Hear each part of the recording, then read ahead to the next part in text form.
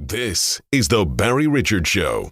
WBSM On Demand. Without further ado, WBSM presents The Barry Richards Show. Streaming live on WBSM.com and the WBSM app. Call 508-996-0500. Text us using App Chat on the WBSM app.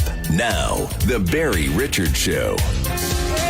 Sing with me, sing for the year, sing for the laugh and sing for the tear. Sing with me, it's just for today. Maybe tomorrow the good Lord will take you away.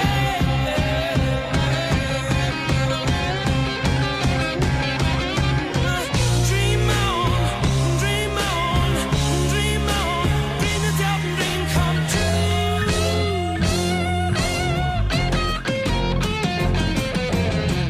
Dream on, dream on, dream on, dream until your dream comes true.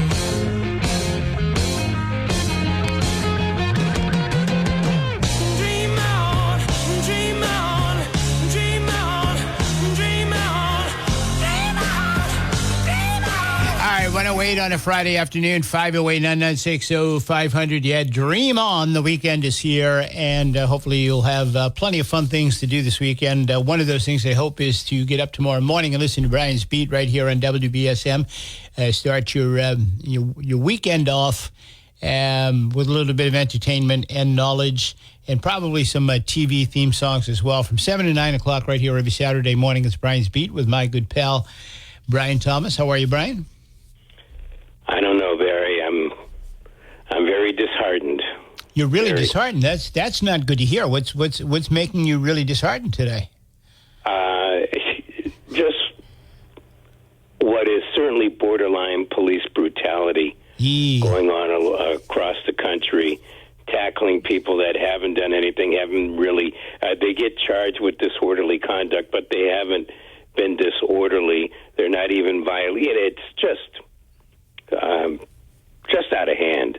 I what's going haven't, on to be right perfectly honest with you, I haven't watched any television because I don't watch television except for I watched the Celtics and the Bruins the other night. But beyond that, I don't watch it. But I have not heard any reports of people being tackled by police. I just haven't I'm heard watching that. it with my own eyes. Okay. CNN got the camera to Emory College professors. Emory College professors? Yeah, that's in Atlanta. Okay. And they were taken down. We had folks up at Emerson. Nothing happened at Northeastern, although they had a protest yesterday. But at Emerson, folks got arrested again.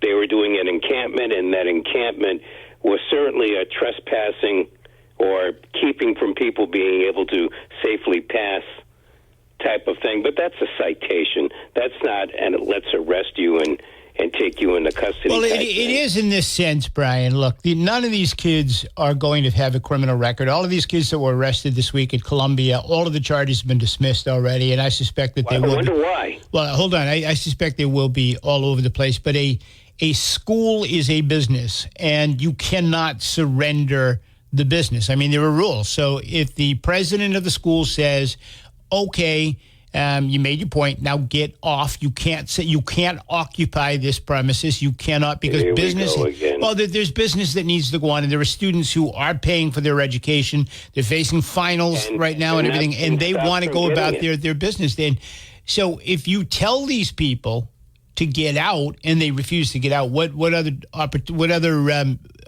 you Let's have? go back to what you just stated. Yeah. Nothing was stopping any student from going to or from class. Now, you can make an argument that you violated a school rule. Mm-hmm. All right.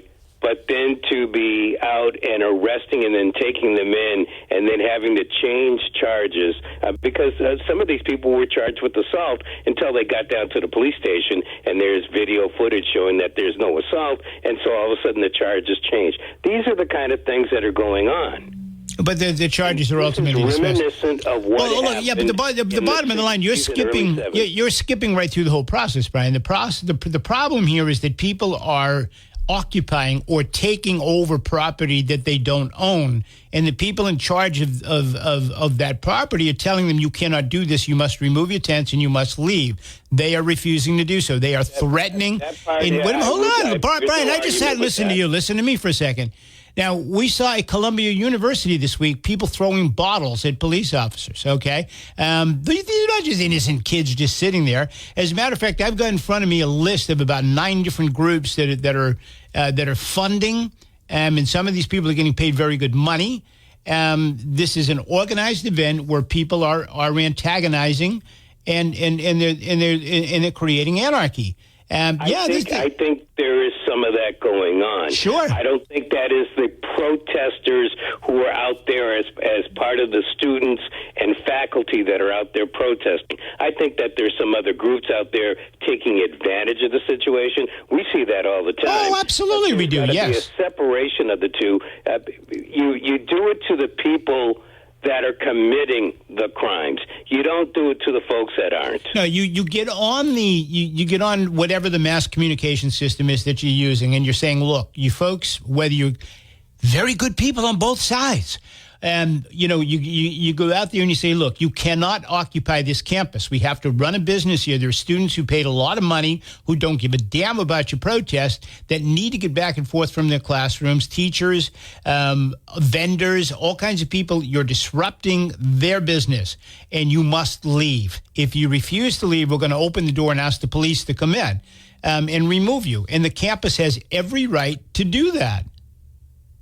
They have a right to do it. And the people that are disrupting, keeping people from filing back and forth, should be handled appropriately. Well, no, anybody who is violating the policy. I don't care whether you're sitting there like a flower child with flowers in your hair. If the school tells you to leave, you got to leave. Fighting real crime. It doesn't matter whether you're committing a crime or not. You are violating the school policy. The school has told you that it will enforce its policy. Please leave. It doesn't matter what you're doing. You're part of a group that is disrupting business there. You must leave.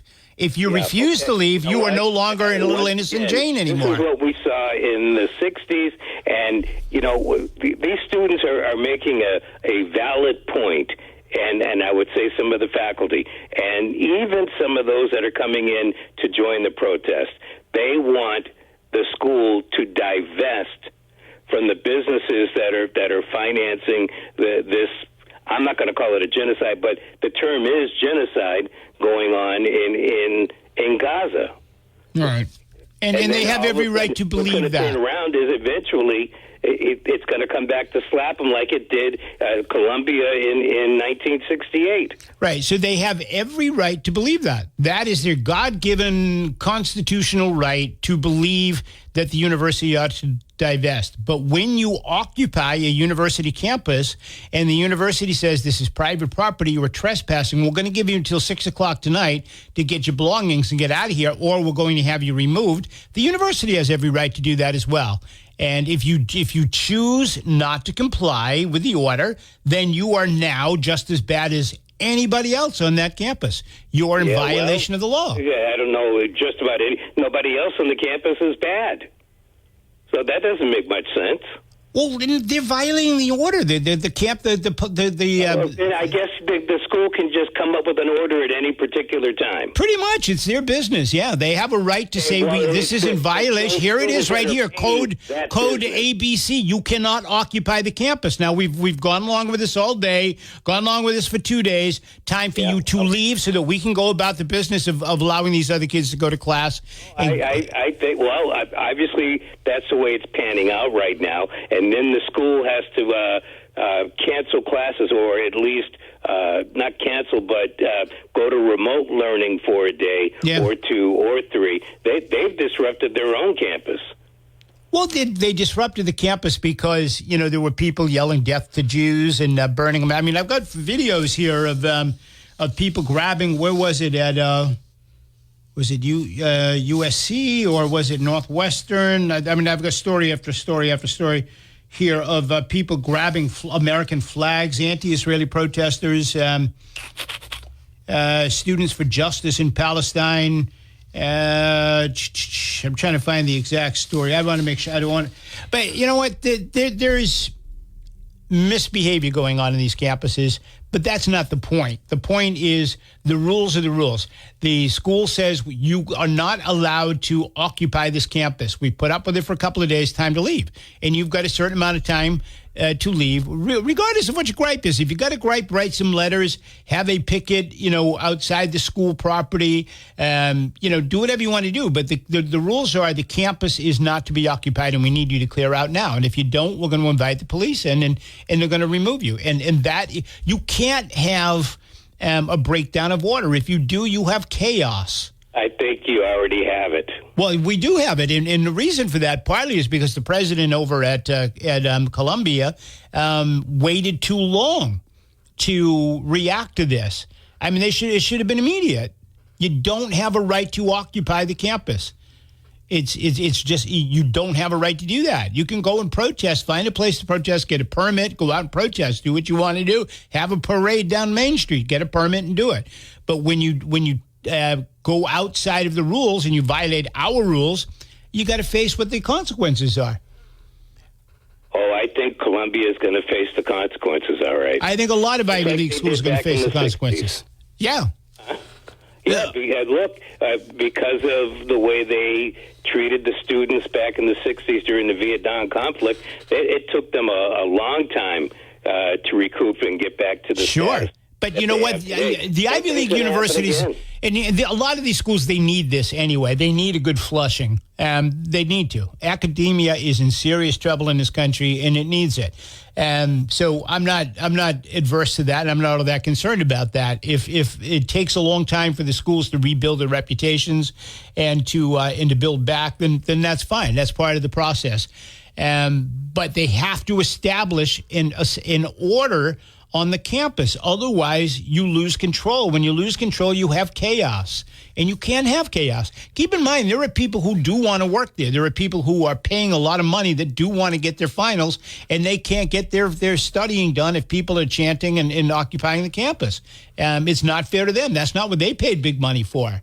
So, well, I don't know what's keeping them from studying, but that I'm telling you what I'm watching right now, and certainly people who are standing there peacefully protesting should not be tackled to the ground. Well, they shouldn't be on the campus if they're not supposed to be there. I don't think this is going to go anywhere further than this. So I guess they have a right to be there. Not if the school says leave. If the school says leave, you must leave. And the school is contradicting itself. No, the school has has policies. They don't want an encampment there. They don't want a takeover or an occupation of their campus. At least some of them don't. The Columbia University allowed it to happen, and they've had a lot of problems as a result of that. I don't know why you don't understand that. This has nothing I understand it. But it has nothing to do with even the issue of Gaza in Israel. This has to do. I think that's exactly. If it wasn't Israel, it would not even be a problem. Nah, I don't think that's That is true. exactly what it is. Yeah, we saw the same thing in 2020 with Black Lives Matter, marching and burning and looting and everything else. I mean, that wasn't happening at Columbia. That wasn't happening at Harvard. No, it was happening on Main Street, and because people are afraid to assert authority. Divest. You need to assert authority and maintain control in society. Otherwise, you have chaos. And you can't have chaos. You've got chaos. Well, we've got chaos, that's for sure. The universities didn't bring about the chaos. I mean, it became worse with this. Well, they didn't do it. I mean, you can't blame the universities for this. They didn't do this. It was the students and the outside agitators that came in and said, we're going to occupy your campus. So, I mean, you got to put the blame where the blame belongs. And again, I mean, if you have a strong political point of view on an issue and you shut down the bridge in San Francisco, the Golden Gate Bridge, so ambulances can't get through and people who are supposed to be picking up their kids in 15 minutes from school can't get through and so on and so on. You are not ingratiating yourself to the general public. Your message is being lost somewhere. So, these techniques that they use and these strategies that they use are not working. And when people turn on TV and they say, geez, my kid, I just paid $100,000 for my kid to go to school there this year, and he can't get to the library because they've got themselves chained to doors or whatever the hell else they're doing on the encampment, people get pissed by this. Yeah, I think when you take it to the level that you've just brought it to, you're absolutely correct. That's not what's been happening at Columbia, at Emerson. Again, Emerson, I do draw the line because they were on a public street which happened to connect to the campuses. They should not have been there, but there was an orderly way to remove those people as opposed to the way that they were removed. Northeastern, the police. What do you do, Brian? Get on your knees and beg them to leave? Oh, please leave! Please leave! What was your question? Go ahead. No, would you get on your knees and beg them to leave? No, but did you ask them to leave and you moved their stuff out of there instead of arresting them? There was no. You can hand out a citation to appear in court. That's what that's all they needed to do. When you arrest them and you're putting straps on their hands or whatever, and you're putting them on the bus and you're hauling them off, you're getting them out of the area. If you don't do that, they're not going to go anywhere. They're going to stay there. If you give them the citation, they're going to leave, Barry. They're not going to leave. They're not going to leave. They're throwing bottles at cops. Why are they going to leave? Because you hand them a piece of paper. Tried. So we had a situation here at Northwestern. Activists who launched the anti-Israeli encampment at Northwestern in Illinois stole an American flag from a pro-Israel counter-demonstrator and displayed obscene gestures toward others. According to the Daily Northwestern, participants in the protest shouted genocidal slogans such as Intifada,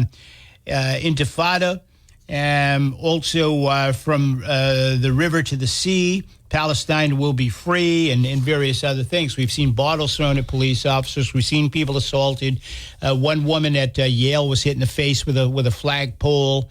So, I mean, just a bunch of kids sitting around cooking. Certain things that are definitely crimes, all right, and they should be handled accordingly. Yeah. But when you're chanting from the river to the sea, Palestine should be free, that's free speech stuff. Like it or not, that's well, what go that stand is. on your It's front porch and chant throwing that. Bottles and getting hit by flagpoles. That's assault, that's battery, or whatever the proper title is in that jurisdiction, and it should be handled appropriately. Yeah. Well, I think some schools are doing it appropriately. Texas, they took care of it immediately. Down in Miami, they took care of it immediately when people tried to close the bridge and block the streets. Boom, people were arrested and hauled out of there. They didn't allow what we saw with the Golden Gate Bridge go on for hours and hours and hours, and people stuck in traffic and things like that. Midtown Manhattan, it's happened several times where they're afraid to go in and engage with these people. And you can't allow anarchists or pimply-faced students to get out there and disrupt that way. You can't allow them to do that. That's chaos. You can't allow chaos in society. It doesn't work. You have to tell people this is the law. You've got so much time to get your crap together and get out of here, or we're going to start arresting you. If you choose to stay, then you're going to be arrested. That's on you. That's not on me. That's not on the cops. That's not on. What do you think happens if you keep on cracking down like this? Do people become subdued or numb to the fact and they just don't protest anymore, or no, they just understand that there are consequences. Right. No, this isn't mommy and daddy's house where you get away with everything. There are consequences in life, and you have to deal with the consequences. And the consequences of not following the rules is sometimes you get arrested for it. Okay. Yeah. All right. So if a bunch of colonists didn't dress in Indian garb and throw tea off the ships, that was their disguise, so they couldn't get arrested. They were making that point. That was certainly a crime, and I'm not here trying to espouse let's go out and commit crimes. But I guess what I'm seeing here is folks get arrested, and more people in different jurisdictions come out and protest.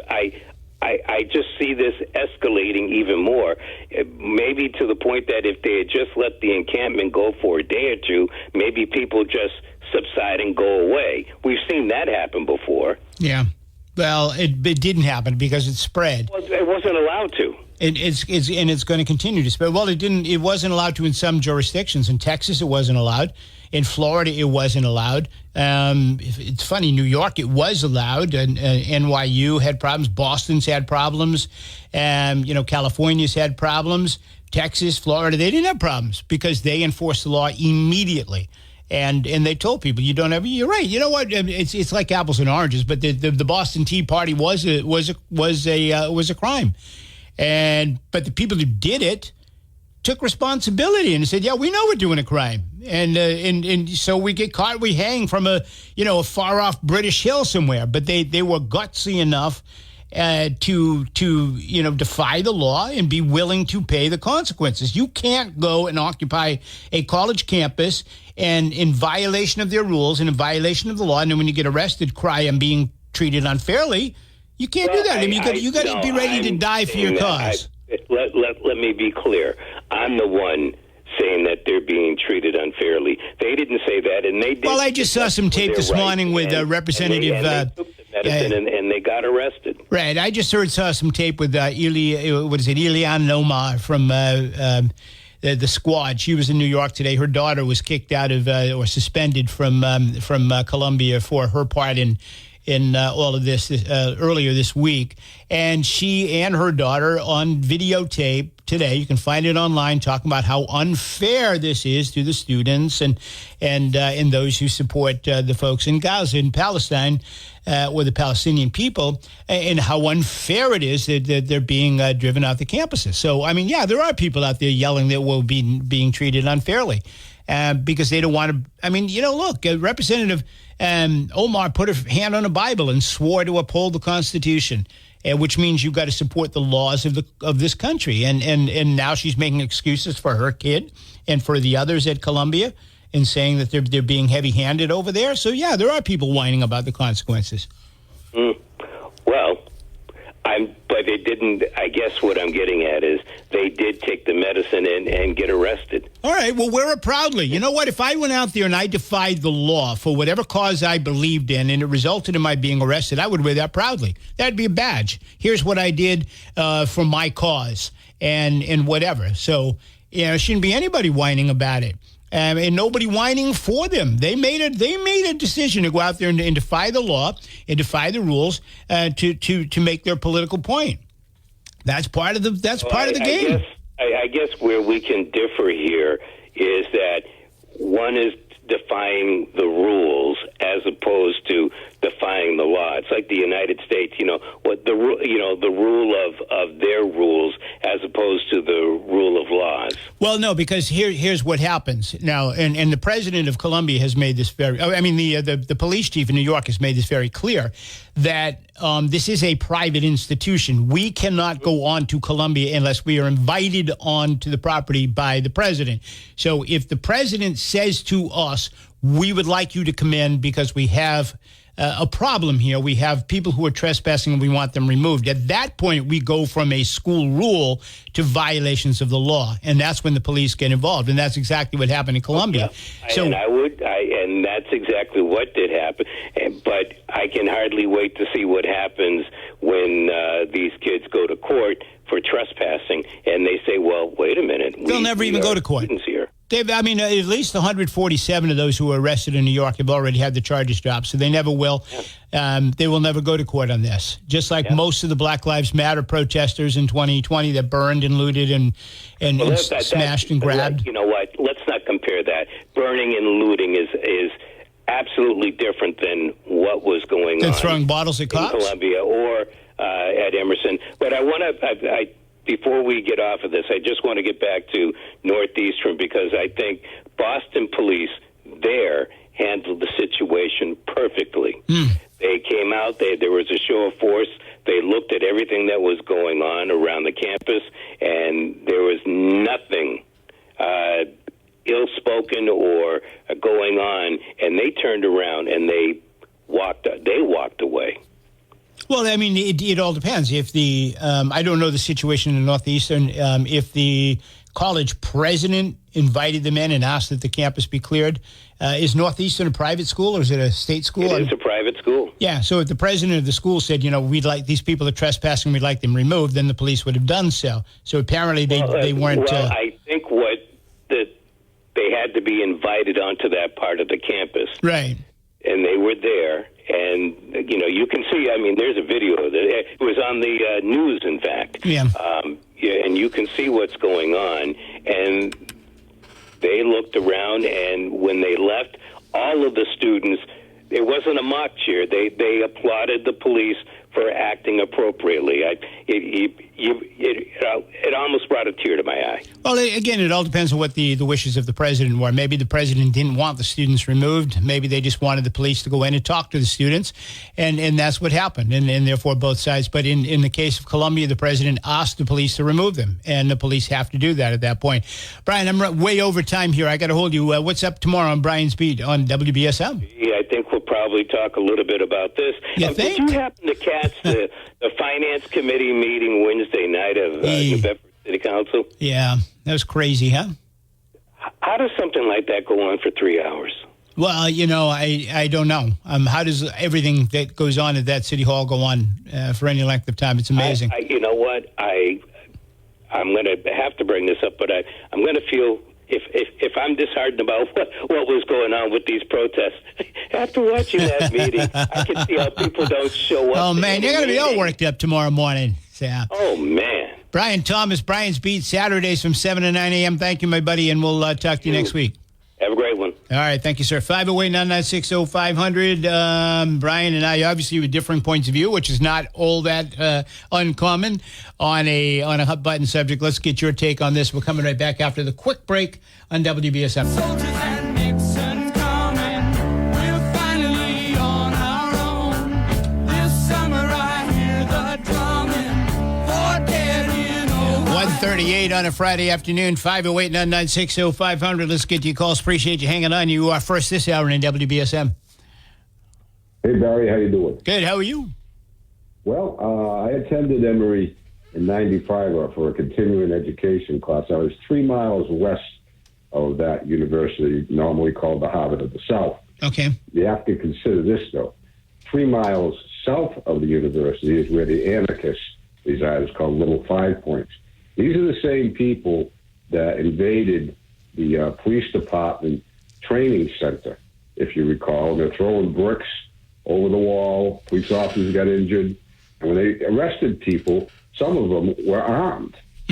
So what you have to consider is the geography, for one. For two, what that police department has going into that campus, the threat to life and limb is there already before they even arrive. Right. And when you get a call, if you're at a police department in Orlando and you get a call from the president of the university, Emory University, you're going in with that attitude. You're fully trained on what to do, and the people that are there inside the university with anarchists are going to have a problem because they're going to be taken down. I mean, and you explained it pretty thoroughly before. People have a right for peaceful protest, but when you violate university rules, it's another ballgame. And when you're in a geography like Metro Atlanta, you're going to have a problem. Right. The police department is different there than, say, in Boston or other places.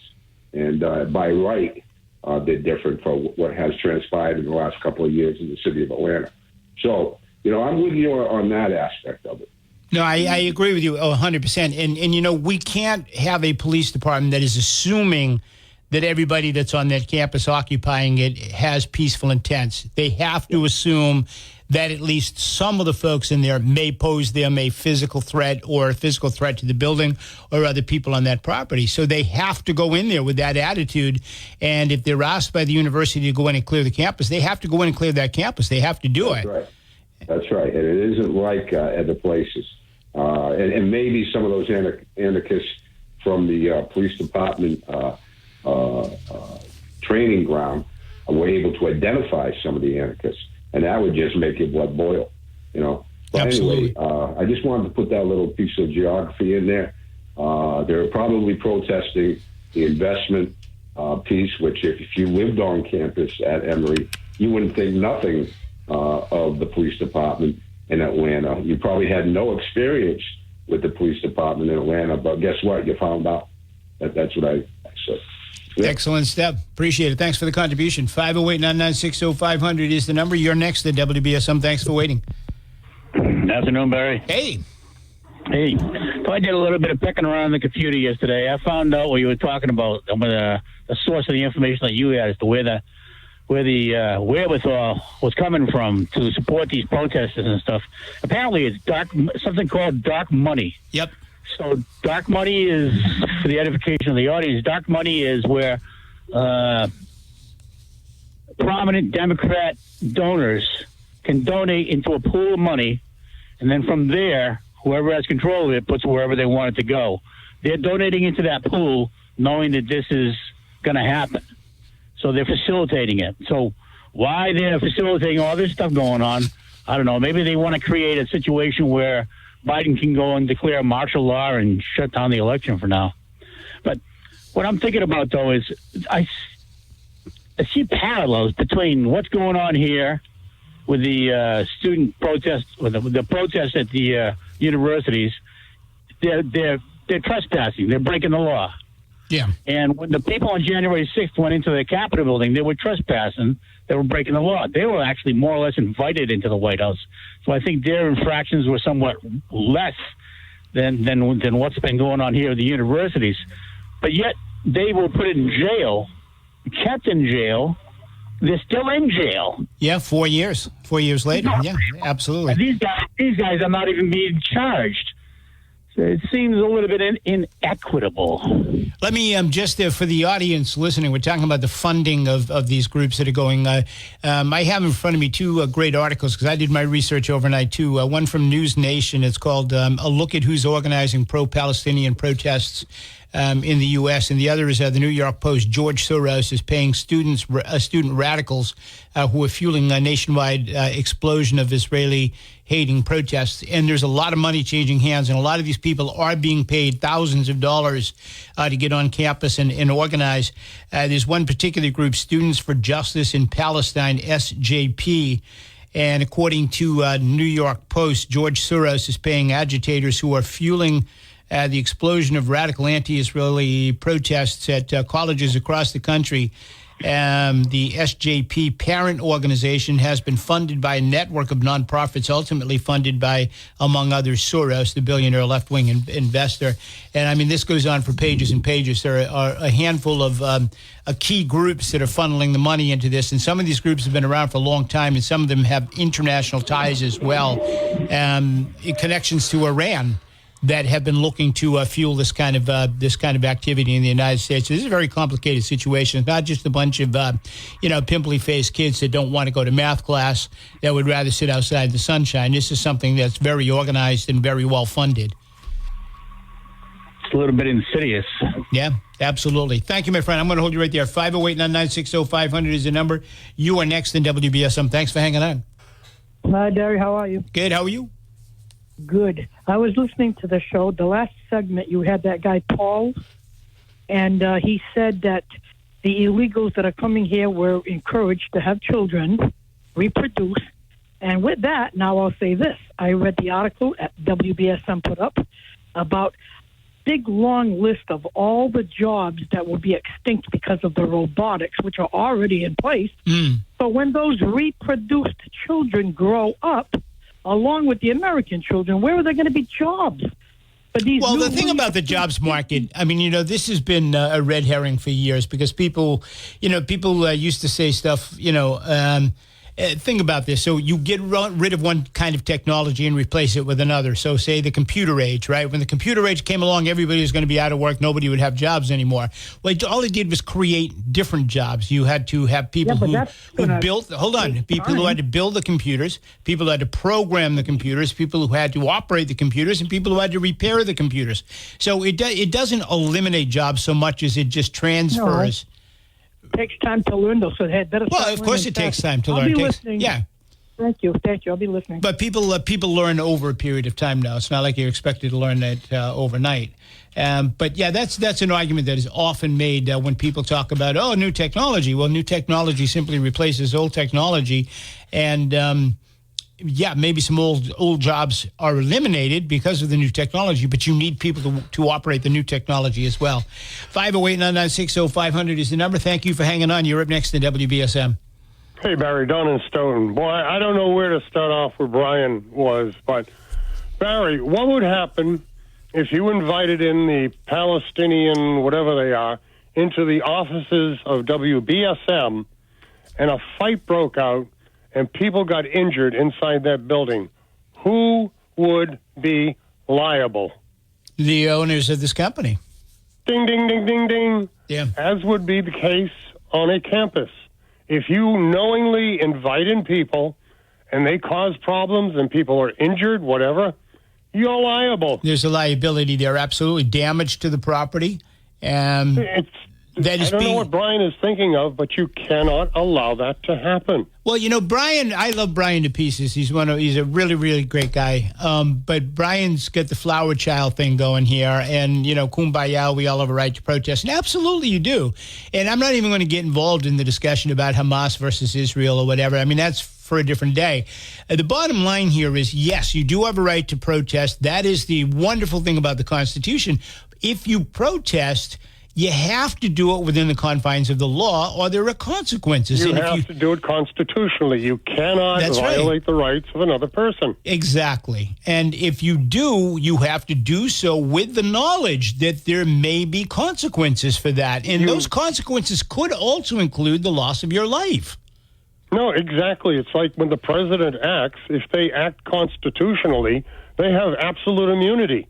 But if they act in such a manner that no constitutional principle is upheld or function completed, now you're acting unconstitutionally and you have no protection. And Don, as we often say here too about the constitutional rights of people in this country, your constitutional right to protest does not supersede my constitutional right to go to this college that I pay a lot of money to go to and be able to study without being distracted or fearful for my life. And so I have rights too. You cannot infringe the rights of others by exercising your rights. Yeah. Because it makes them meaningless and foolish and stupid. Yeah, absolutely. Well, and the reason why there are so few children, Barry, is it's so damn expensive to have children. I have, nieces and nephews that are trying to raise families. The income tax has never been properly adjusted for inflation, and if it was, Barry, you'd have to earn more than $70,000 or $80,000 a year before a single penny would be taken from your salary. Thank you, Don. I got a hold of you there. Appreciate it. Good stuff as always. 508-996-0500. Quick break. We'll come right back. Stay with. Carry on my wayward son. There'll be peace when you are done. All right, welcome back out of the program. It is 1:53. Let's see if we can grab another call before we break for the news. And you're next in WBSM. Good afternoon. Hey, Barry, Fall River. How you doing? Good. How are you? Not too bad, sir. This is just my opinion only, but Brian, to me, it seems like he doesn't truly believe everything he's saying. I think he's doing it to stir the pot so that other people listening will call up and, hey, what is he talking? And to entice callers to call. Like the 5, if everybody on the 5 was all conservatives, it would be a boring show.